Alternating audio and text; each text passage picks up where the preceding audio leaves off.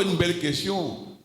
Si dans le dépistage, on a remarqué que la dame a eu ce virus en question et on a diagnostiqué la lésion précancéreuse, on a traité, elle est guérie. Effectivement, la guérison est à 100% pour la lésion précancéreuse. Si c'est le monsieur qui a donné, il y a un problème, il y a encore, puisque voilà, la dame peut se recontaminer. Mais qu'est-ce qui prouve que c'est le monsieur? Qu'est-ce qui prouve que c'est le monsieur? On peut prendre ça ailleurs. Avant de te marier, est-ce que tu es marié vierge? Si tu es marié vierge, bon, peut-être moi, il peut dire c'est le monsieur. Et puis bon, il y a des fois aussi on peut prendre ça dans les toilettes. Hein? C'est compliqué. Une toilette. Mais je suis garçon, je me défends aussi. Non, les gens pensent qu'on est trop. Hein? Donc voilà un peu. Ok. Voilà. Non, il y a possibilité de récidive. Voilà. Il y a possibilité de récidive. Si le facteur favorisant n'est pas détruit. Voilà, c'est tout. Donc il faut que ça soit clair. Mais il n'y a pas d'un médicament. Il n'y a pas un traitement curatif contre le virus. Oui, le virus de VIH. Oui, non? Même si le virus est indétectable, le traitement est à vie. Hein.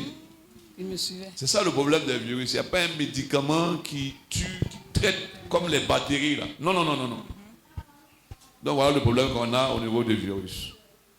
Mais s'il y a la lésion précancéreuse, après la cryothérapie, après la colonisation, ou bien après une surveillance, on te dit, madame, vous êtes guérie.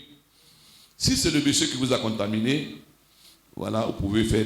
voilà. Donc, voilà les raisons pour lesquelles vous devez toujours, même s'il est là, continuer toujours de faire le dépistage. Non, elle ne peut plus faire de vaccination. Un dépistage. Maintenant, si la personne, bon, si vous voyez que bon, le monsieur vous fatigue, j'ai déjà 5 enfants, vous venez, on va devenir tuer ça même temps, puis c'est fini. Voilà.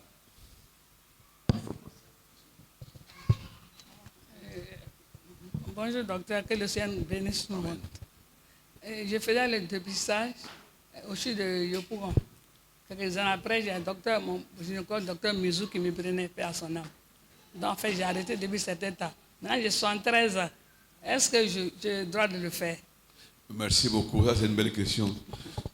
Si vous avez respecté le dépistage jusqu'à 65 ans, allez, plus besoin de refaire le dépistage. Mais on ne sait jamais, Macron, sa femme a quel âge? Si elle continue, si la femme de Macron continue de faire des rapports, elle va continuer de faire le dépistage. Bon, d'accord. Mais vous avez fait le dépistage, vous avez respecté le dépistage, non, avec Dr Messou, de façon répétée, et tout est normal. Pas de crainte. Allô, allô. Pendant plusieurs années, si c'est normal, plus de crainte. Voilà.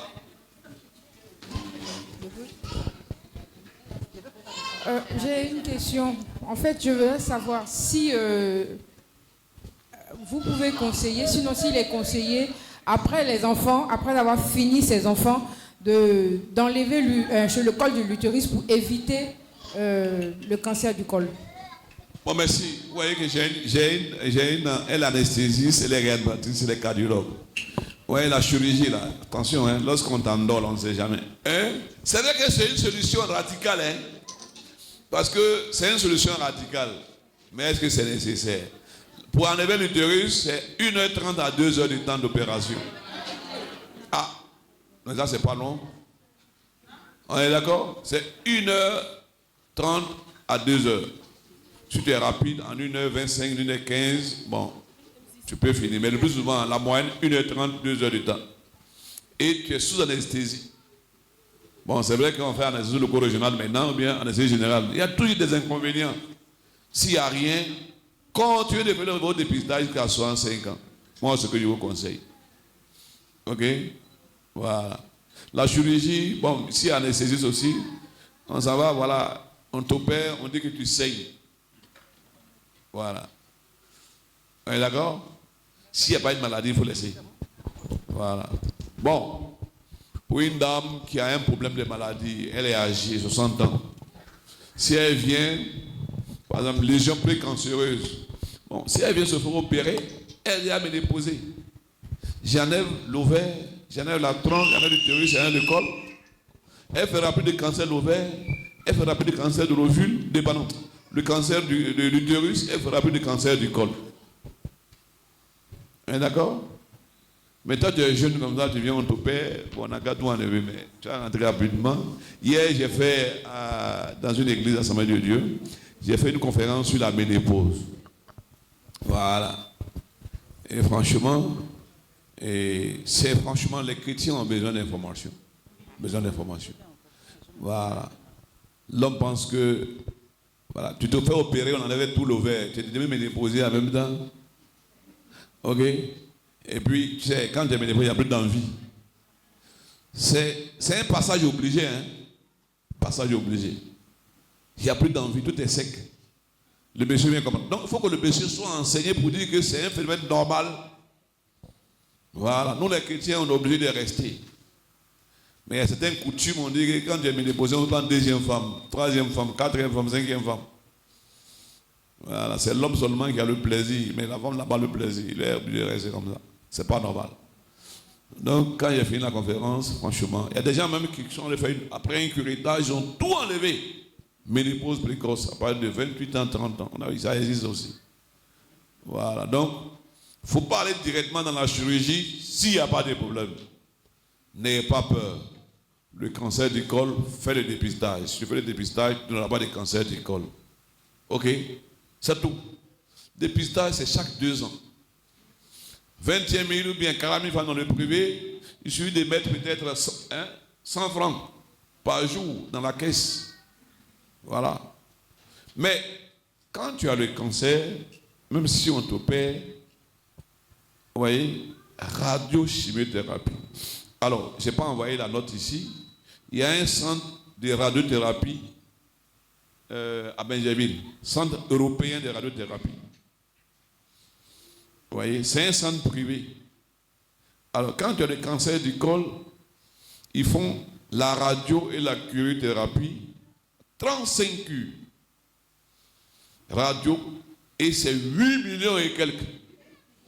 Mais tu n'es pas sûr d'être guéri aussi. Vous voyez, non? Mais moi, je les félicite parce que quand tu vas en France ou bien en Europe, c'est le même matériel. Mais ils font le tiers du coût de la France. Bah, ils sont venus pour qu'on recrute des malades pour ils disent bon, pardonnez. Ceux qui ont les moyens vont aller là-bas, ceux qui n'ont pas les moyens vont aller au CNRAO. Voilà. Merci, docteur. J'ai une question. Vous avez dit que pour le dépistage, il y a 3 phases. La première, la deuxième et la troisième. Et qu'il faut forcément la troisième pour que l'utérus soit enlevé si on ne peut pas sauver. Mais pour les 2 premières, est-ce que pendant le traitement, la femme peut envisager porter une grossesse? Merci, madame. J'ai dit qu'il y a... Bon, il y a plusieurs études. Hein. Il y a des gens même qui ont fait ça en deux périodes. Lésions de bas grade de malignité et puis lésions de haut grade de malignité. L'OMS lui a classé pour lui là en 3 grades. 1, CL1, 1, 2, 3. Ok? Bon, il y a aussi un autre chercheur, Bethesda aussi, qui a fait pour lui là en 3 grades. Mais nous, en tant que gynéco, on utilise les 2 grades. Lésions de bas grade et puis lésions de haut grade. Les lésions de bas grade là, prend en compte le 1 et le 2. Quand tu as les lésions de bas grade, allez, le traitement, puisque si tu as une défense qui est naturelle, vous voyez, la lésion est réversible. C'est-à-dire que le col peut redevenir normal. Donc quand tu as ça, pas de précipitation. Ok? On s'est dit, c'est-à-dire que tu as le 1 et le 2, on dit, madame, reviens dans 3 mois pour lui faire le dépistage. Dans 3 mois, on fait le dépistage, la lésion peut disparaître. Comme ça peut évoluer. Maintenant, quand ça évolue, là, on attaque. Est-ce que vous voyez? Voilà. Donc, quand on dit que tu as une lésion de bas grade de malignité, moi, je ne te conseille pas de prendre une grossesse pour le moment. attends d'abord la surveillance. Ok? Maintenant, si tu as une lésion de bas grade de malignité, que tu prends une grossesse, on va arrêter la grossesse. Il n'y a pas de crainte à le faire. Ok? Voilà. On laisse la grossesse évoluer et puis après, on prend en charge. Mais la lésion de haut grade de malignité, dans les 3 ans, dans les 1 à 3 ans, vous allez faire un cancer du col. Là, on attaque directement. On s'en va opérer la zone où il y a le cancer du col. Ah, d'accord? On s'en va opérer la zone où il y a le cancer du col. Après ça, vous pouvez porter normalement une grossesse. Mais j'ai dit, pour une dame qui a une lésion grade 3, tu as 10 enfants. Tu sais quoi encore? Hein? Mais tu viens moi-même, je te propose même d'enlever tout l'utérus. Tu as 50 ans, tu as une lésion grade 3. Hein? On va enlever, on va garder l'utérus, on va traiter la partie où il y a la lésion. Mais le monsieur là, il peut te l'infecter encore. Parce qu'il peut y avoir récidive. Non, tu as 10 enfants, tu as 50 ans, tu n'es plus fait d'enfants. Docteur, enlève-moi l'utérus. Là, je suis d'accord. Est-ce que c'est clair? Madame, vous avez compris, non? Voilà. Ok? Quand tu as une lésion précancéreuse, on peut prendre une grossesse, on peut opérer et garder l'utérus pour conserver la fertilité. Mais quand c'est un cancer, on ne réfléchit plus. Ok? Ce n'est plus vous qui prenez la décision, c'est le médecin. On s'en va opérer. Si c'est opérable, hein, on enlève l'utérus, on enlève le col, on enlève l'ovaire. C'est-à-dire quand on finit, tu es ménopausé, même si tu as 30 ans. Là, on ne réfléchit plus. Mais ce n'est pas encore fini. Lorsqu'on finit ça, vous partez faire la chimio et la radiothérapie. Mais tu n'es pas encore guéri. La surveillance, c'est au moins 10 à 15 ans. Si on a des consultations fréquentes chez le gynécologue, avec les différents examens qu'il fait, surtout, je ne sais pas, tout ce qui est examen gynécologique avec les carteurs, là, je ne connais pas le nom technique, est-ce qu'il peut avoir des indices qui peuvent l'orienter vers, à nous conseiller d'aller, par exemple, faire un frottisme, mais soupçonner quelque chose à partir de ces examens-là? Bon, merci beaucoup.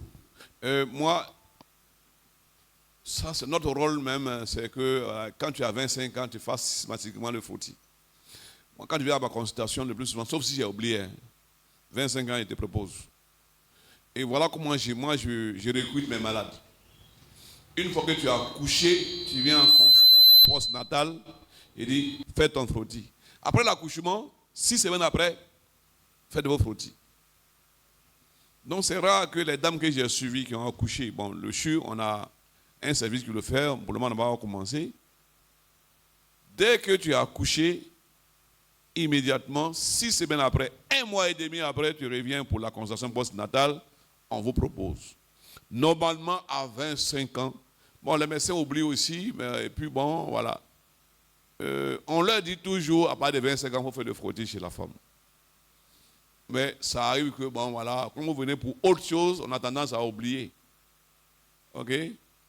Sinon, pas de 25 ans, continuez à faire vos frottis. Sinon, les indices, il n'y a pas d'indices. Le col peut être normal et puis abriter le virus en question. Voilà. OK? Et n'attendez pas que le médecin vous dise de faire le frottis. On a l'impression que le plus souvent, avec la sensibilisation, on se dit que presque toute la Côte d'Ivoire est au courant du frottis. Mais la peur, l'information passe mal.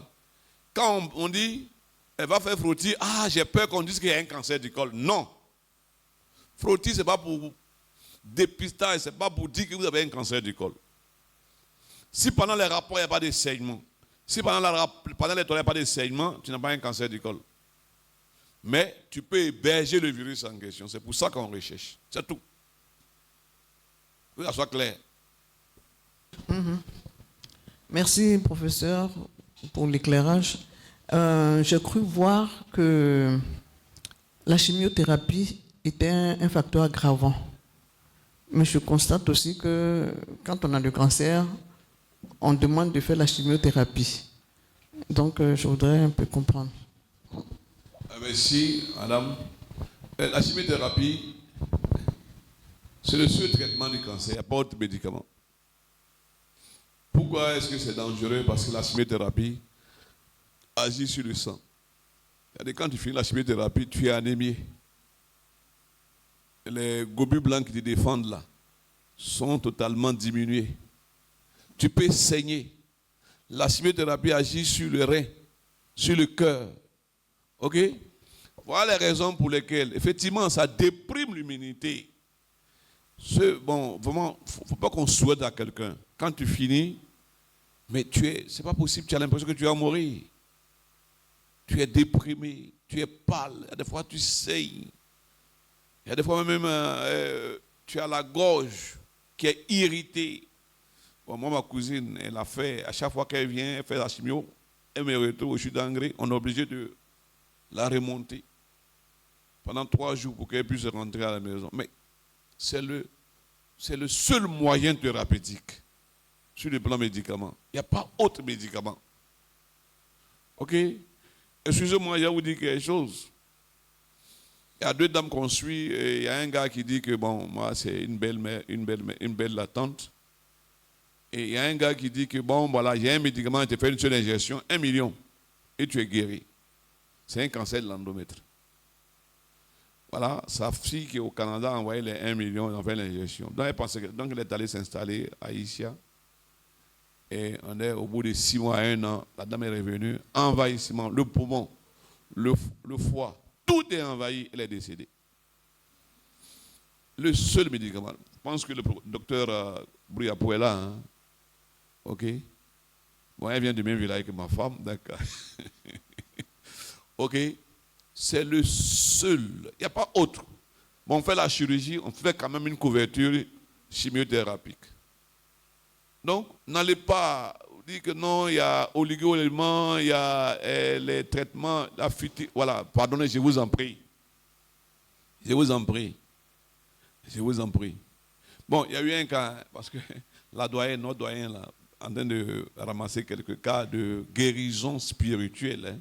Cancer de la vessie, diagnostiqué, et franchement, voilà, et la prière. Mais attention, voilà, elle est venue. Non, hein, franchement, nous tous, hein, c'est Adjobi qui a le dossier. Hein.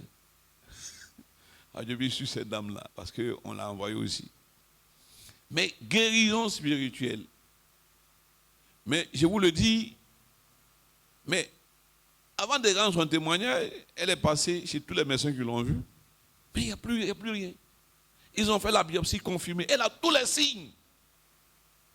Elle a tous les signes. Oh, on peut être 1000 ici, Dieu va choisir une seule personne pour guérir vers sa gloire. Mais si nous guérissons nous tous là, vous voyez, c'est qu'on va le respecter. On ne va pas le glorifier. C'est ça le problème. On ne va pas le chercher. Hein? Voilà. Donc voilà, selon son bon vouloir, bon, je prends 2 ou 3, je guéris. Voilà. Les autres vont forcément me chercher. Courir derrière moi maintenant. Voilà. Donc c'est comme ça Dieu. Donc elle en est recensé quelques dossiers. Voilà. Moi, il y a eu un cas. Ok. Voilà. Je vais vous expliquer ce cas. Hein. Franchement, moi, monsieur chrétien, je crois en la guérison spirituelle. C'était un accouchement que j'ai eu à faire au cours médical. Chez une dame. Cette dame-là même, là, je lui ai de venir rendre témoignage. Elle a peur. Hein? J'ai une dame que j'ai suivie pour infertilité. Elle est tombée enceinte. Une dame à Djougro. Elle a accouché. C'est pour dire que notre Dieu qu'on adore là, c'est un Dieu puissant. Et quand vous avez une maladie, voilà, vous vous traitez, vous priez. Vous traitez, vous priez. C'est ça le problème. N'arrête pas vos traitements. Voilà, il y a le CHU de Cocody qui a interdit certains hommes religieux de venir prier. On opère une dame, fait césarienne, ils viennent prier, et puis ils disent on a prié, il faut arrêter tous les médicaments. Ça, c'est pas bon. Quand la direction on les a chassés, nous-mêmes on était d'accord. Ok? Alors cette dame, elle a accouché, au moment, il faut pousser, impossible. Elle ne peut plus pousser, elle est fatiguée. Et On devait aller au bloc. Donc, finalement, on dit comment tentative. On fait une tentative d'expression. Elle accouche. Et je vous dis, hein, le pédiatre, docteur Boubel Keita, Boubel Traoré. La sage-femme, c'est Mme Koné. L'autre sage-femme, Mme Berthe. Et puis les soignants, Mme Adou. Donc, il y avait 3 musulmans. Et puis, une catholique, Mme Adou. Mme Adou même. OK. Et la réanimation. Mais je suis rentré dans une salle. J'ai dit, quand on dit on parle en langue, là, c'est pas, on ne force pas. Hein. Et puis, il ne faut pas imiter. Parce que le patient des balades, c'est pas. Non. Ça vient comme ça. L'esprit vient. Quand il y a des gens, quand on prie, puis vraiment, il y a des larmes là. On ne force pas.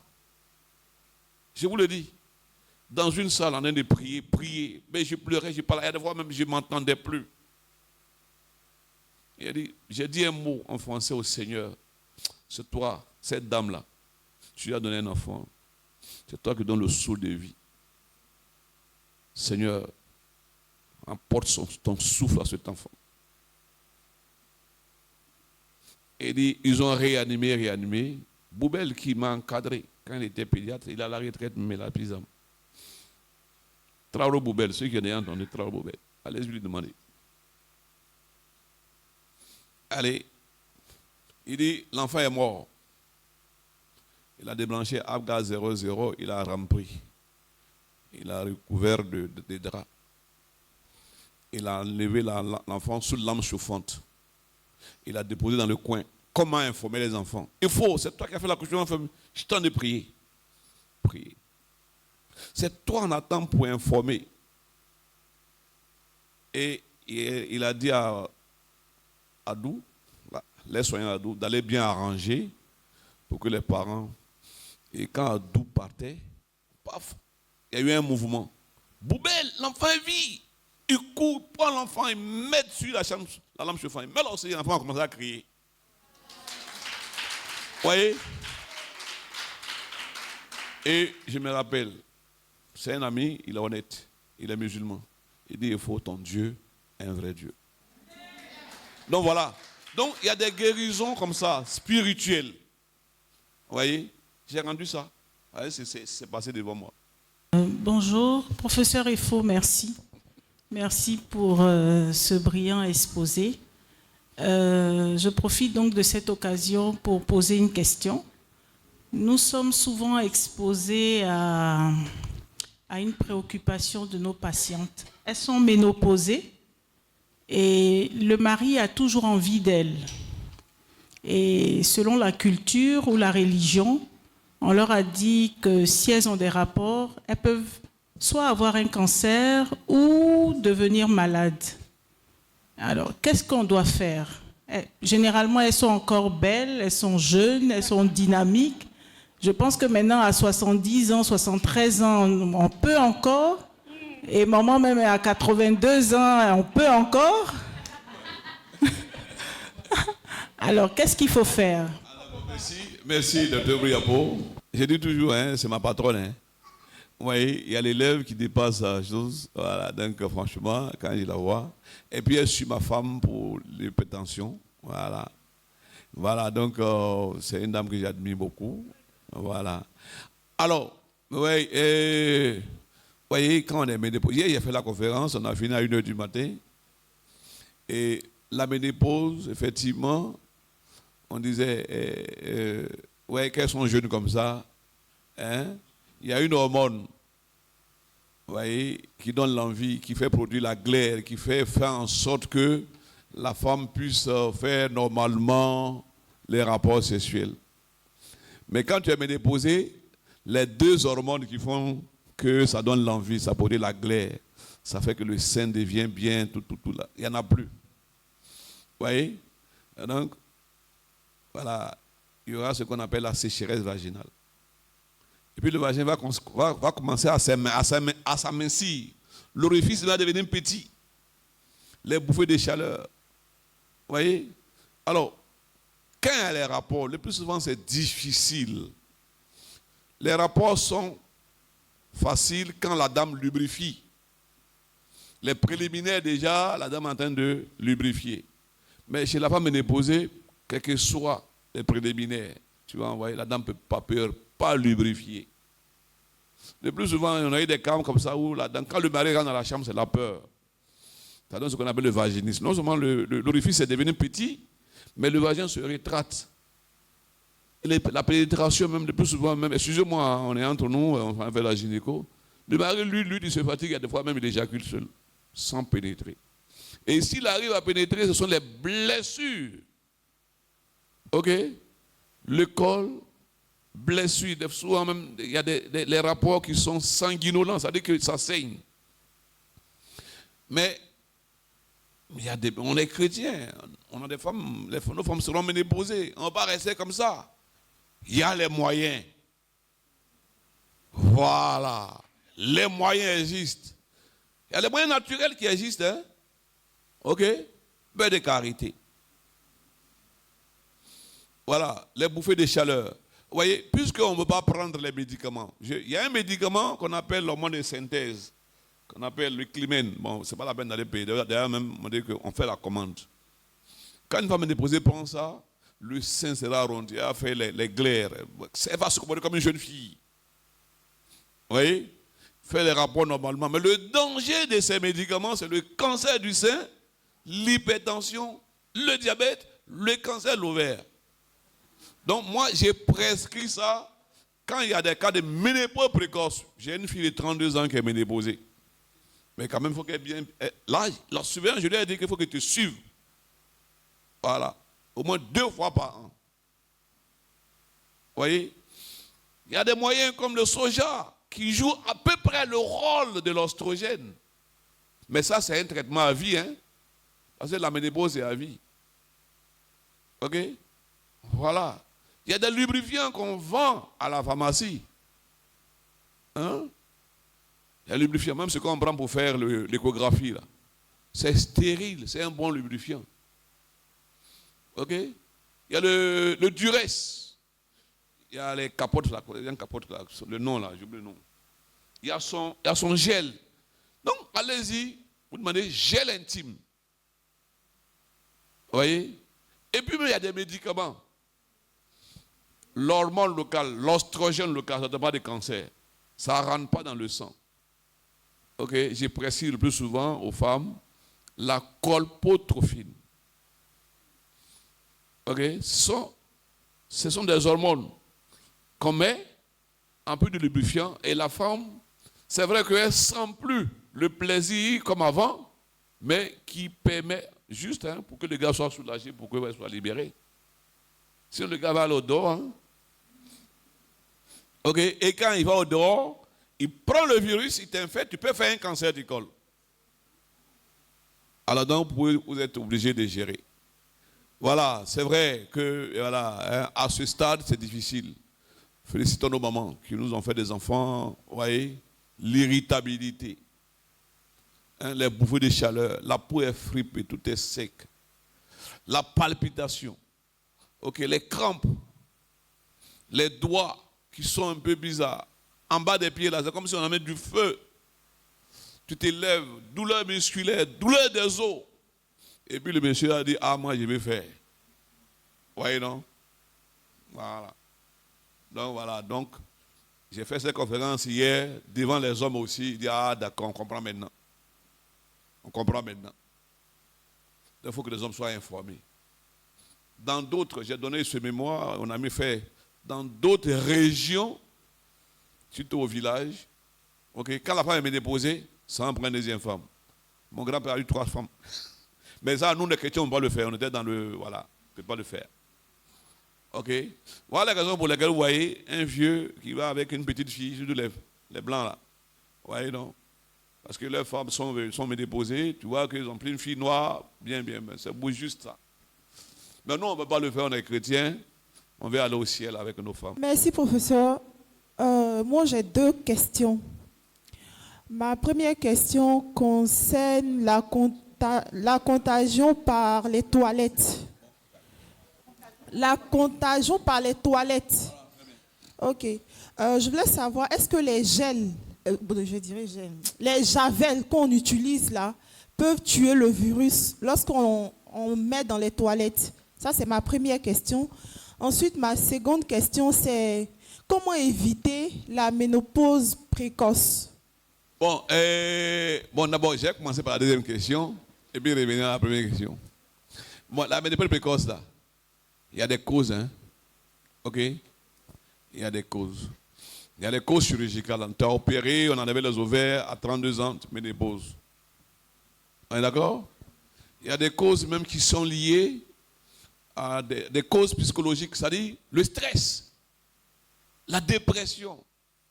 Bon, notre premier cours sur le cycle menstruel, fait par le professeur Bossou, il est mort maintenant. Le professeur Bossou voulait nous montrer le rôle du cerveau dans le cycle mensuel. Il a une malade, dont le fiancé aux États-Unis. J'ai reçu cette malade aussi quand j'étais devenu gynéco. Dont le fiancé aux États-Unis. Ils sont du même village. Et le gars devait venir faire le mariage puis repartir. Vous savez que quand on se bat dans le village, il y a tous des problèmes là. Et quand il est venu, la dame était déjà au versière, elle était déjà sur sa marraine ou bien sur son témoin de mariage. Il est venu, c'est pas un jeudi. Et ses parents lui ont dit, ah voilà ce que cette famille nous a fait. Non, on s'oppose à ce mariage. Voilà. Et le jeune a fait l'effort de faire comprendre aux parents, ils ont refusé. Ce n'est laguneux comme moi. Hein. Vous savez, nous, les laguneux, on est forts. Donc le monsieur a dit, bon, il n'y a pas de problème, donc j'accepte ce que vous avez dit, mais informez la fille. Et ils ont appelé son témoin, bien sa marraine, on dit, ah, voilà une histoire, que le mariage est annulé, le gars va repartir, que la famille s'oppose, qu'il ne peut plus faire ce mariage. Dès qu'on a informé la fille est ménopausée depuis jusqu'à maintenant. Donc le stress, ok, l'anxiété, la dépression, le cerveau, c'est. Il y a des gens même qui ont. Après, il y a des gens même qui ont fait une méningite qui sont devenus une chose. Hein? Les malades mentaux, drogués, femmes, le plus souvent qui ne font pas des rêves. Donc c'est vrai que d'autres enfantent. OK? Les médicaments comme les médicaments qu'on utilise à l'hôpital psychiatrique, là. Il y a des neuroleptiques. Le plus souvent, les femmes ne font pas les règles. Ce sont des médicaments qui peuvent facilement entraîner. Mais l'une des causes, bon, il y a une maladie qu'on appelle le syndrome des ovaires polykystiques. N'ayez pas peur. Le SPOC. Hein? Quand on dit que tu as ovaires polykystiques, les femmes qui ont les barbes, qui font 3, 4 mois, 6 mois avant de faire leurs règles, ça va doser la testostérone, c'est élevé. Ce sont des femmes aussi qui peuvent faire facilement les ménopause précoces. Mais n'ayez pas peur, il y a des traitements pour ça. OK? Mais l'une des causes des ménopause précoces, c'est l'hérédité. Quand tu as une ménopause précoce, on demande si dans ta famille, là, voilà, ta maman, ce n'est pas une tante, une cousine qui a fait une ménopause précoce. On est d'accord? Donc, il y a des facteurs qu'on peut éviter. Mais il y a des facteurs de l'hérédité, on n'y peut rien. Et moi, la plupart des cas que j'ai eus, c'est des cas d'hérédité. Voilà. OK? Donc voilà un peu. Je pense que j'ai bien répondu à la question. Il y a des maladies qu'on peut traiter, qu'on peut éviter, mais le plus souvent les cas d'hérédité. Maintenant, l'infection. OK? L'infection dans les toilettes. L'infection dans les toilettes. L'infection dans les toilettes. Mais pourquoi les hommes ne font pas des pelles blanches? Parce que l'orifice urétral, là où l'homme pisse, c'est petit. Non, c'est petit. L'eau ne peut pas rentrer. Mais quand vous asseyez sur le bidet, sur la cuvette, alors, quand les selles rentrent, qu'est-ce qui se passe? Ça remonte. Mais s'il y a quelqu'un qui est venu pisser et qui a mis le virus dedans, les selles tombent, ça remonte. Donc, le conseil que je donne à la dame, bon, l'eau de javel c'est bon, mais tu n'as pas toujours aller avec un bidon d'eau de javel au travail. Voilà ce que le conseil que je vous donne. Quand vous allez, papier hygiénique là, vous bourrez ça. Pour que les selles tombent sur pour ne pas que ça tombe dans l'eau. Quand on fait des pètes à répétition, c'est la stratégie. Quand vous savez que vous prenez les infections dans les toilettes, Voilà la stratégie. Vous allez papier hygiénique là, vous bourrez ça. Pour que quand les selles tombent, ça ne tombe pas dans l'eau pour remonter avec les gouttelettes. Voilà la stratégie.